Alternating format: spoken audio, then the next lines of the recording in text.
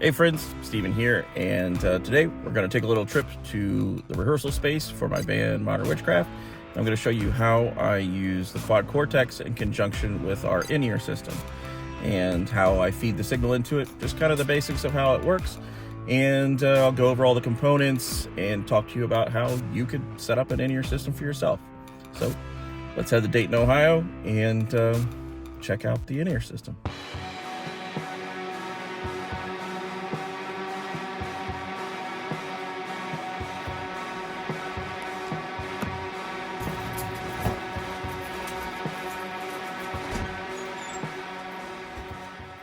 All right, so first we're going to need to take the mixer out of the rack so that we can plug in the Quad Cortex. Now we got to take the Quad Cortex out of its case. That cable you see there is a dual XLR I've made for the Quad Cortex. We're going to plug into out 1 and out 2 of the XLR outs on the Quad Cortex. This third bit here you're seeing is the third out, which is using a 1/4 inch to go to a power stage 170 to feed stage volume to a cabinet. From there, we're going to plug into the splitter that's part of our mix rack, plugging into Vox 1 and Guitar 1. That's me. That's the stuff I need to hear from the Quad Cortex using our in-ear monitor rack. Now I'm going to talk to you about the in-ear monitor rack. This is a more budget-friendly option for those of you that are looking for an alternative to, say, the X32 and like the super expensive wireless options that are out there for in-ears and such.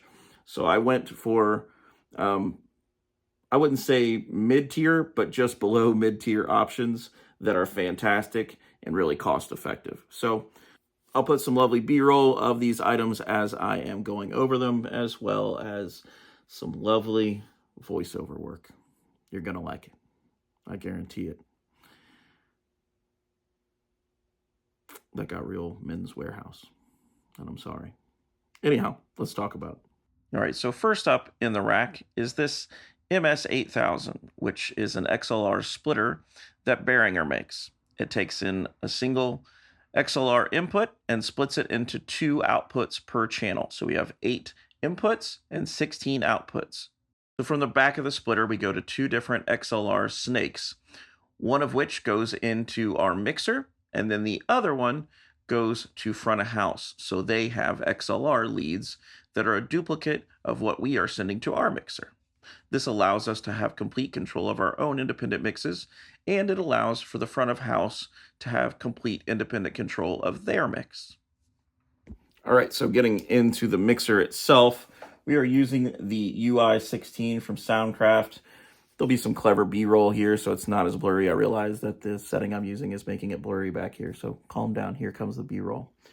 Anyway, so we use the SoundCraft UI16. It has 12 inputs.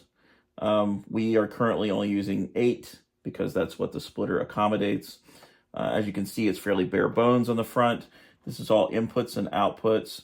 So the blue light you're seeing there is letting us know that Wi-Fi is on. So a thing of note here is this mixer, because it doesn't have any of the components like EQs and stuff on the front, that's all internal and handled digitally. So it uses Wi-Fi to connect to a tablet or a smartphone in order to control all of the mixing parameters within this unit.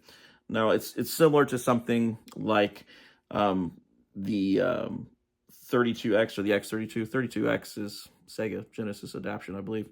Either way, the X32 from Behringer, which is a fairly expensive, I think around $1,600 mixing console that is also rack and has that same kind of wireless feature. There's a few other companies that make versions of that as well. And I think Behringer makes an even smaller, cheaper option that's fairly similar. But I like SoundCraft stuff, and I got a great deal on this one. It was supposedly open box. When I got it, it was completely brand new. But I paid $350 for it, supposedly open box on Reverb. But you handle everything inside of the tablet as far as setting your parameters. There are 4 XLR aux sends, and then there are additional 2 auxes that can be sent out through the headphone mix. Or you can do it here in the mix left and right, depending. You can basically set up the routing inside of the mixing console's control surface. So How we use it essentially is that each of us sets up our own mixes, and in order to get the sounds into our ears, we're using the following setup. So to get sounds from the mixer and our individual mixes that we've created using the tablet or the smartphone, we needed a source to send and receive wirelessly. So we are using these X5 guys, which these little jams here, and they go to a wireless receiver pack. And these are just under $200, I think maybe less than that right now. Like, I want to say like $130 or something for this setup. And essentially we plug this into one of our aux ins. You turn it on and you match the signal here. So the channel you're on, set your volume, plug your earbuds or your in-ear monitors into it, and that's it. A super budget-friendly option for those of you who are looking to go wireless, especially for in-ear stuff, and not wanting to go crazy. So is it the best option out there? No, but this is a budget-friendly setup, and we went with the budget option. So each of us has one of these, and we can use these aux sends to send to each one.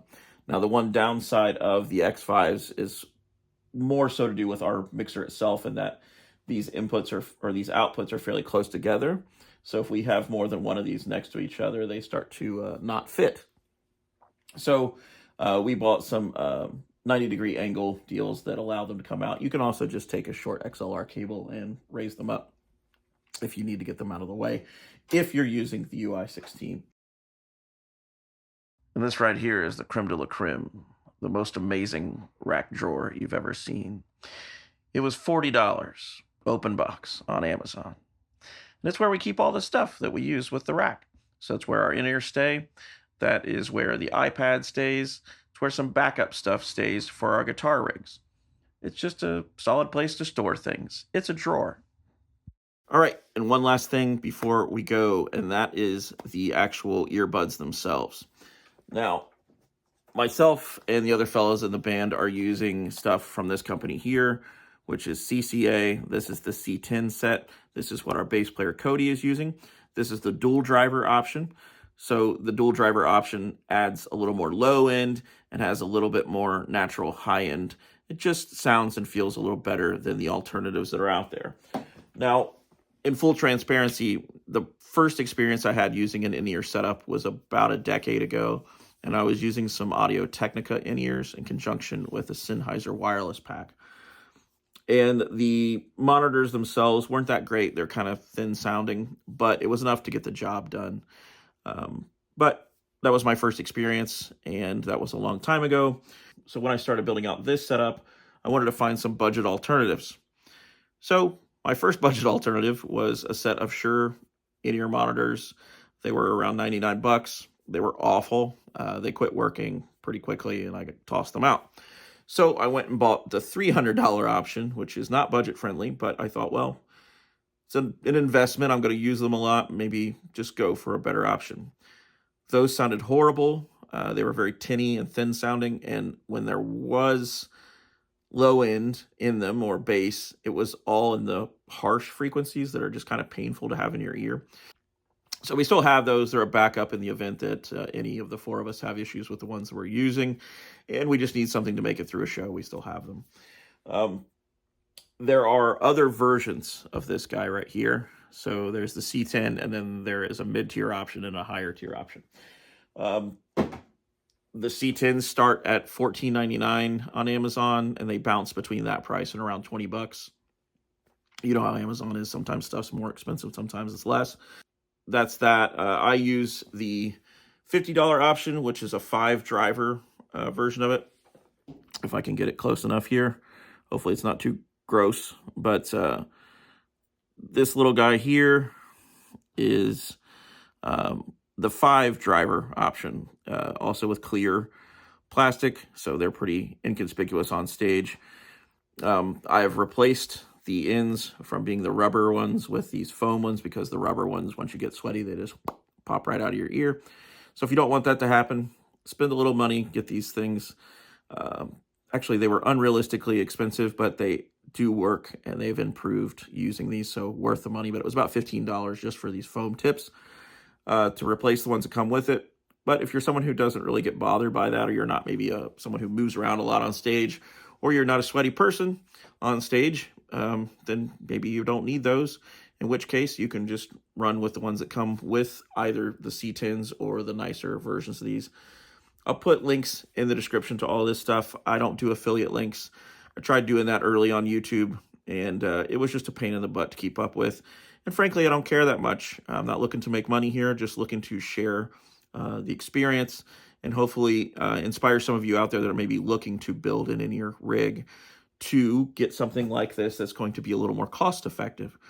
It's still not going to be the cheapest thing in the world. There are certainly simpler options, but this is what we use. It was under $1,000 for all of it, and it is a working in-ear solution for everyone in my band, all four of us, and it's been treating us really well, so I thought it would be a cool thing to kind of peel the curtain back, show you a little bit about what the band does and what I use in a live situation, and I hope you enjoyed it. I enjoyed sharing the information with you. Hopefully you find it useful. If you have any questions or comments about any of this stuff, certainly feel free to ask me in the comment section. Hit me with those links to your bands so I can check that out. I did get one of those last week. Someone told me to check out a band. I don't think there was actually a link, so that made it a little difficult. Anywho, yeah, just yeah, me, you, Gear Stuff and Things. This is the rehearsal space. Hope you have a great holiday. This is filmed on Easter.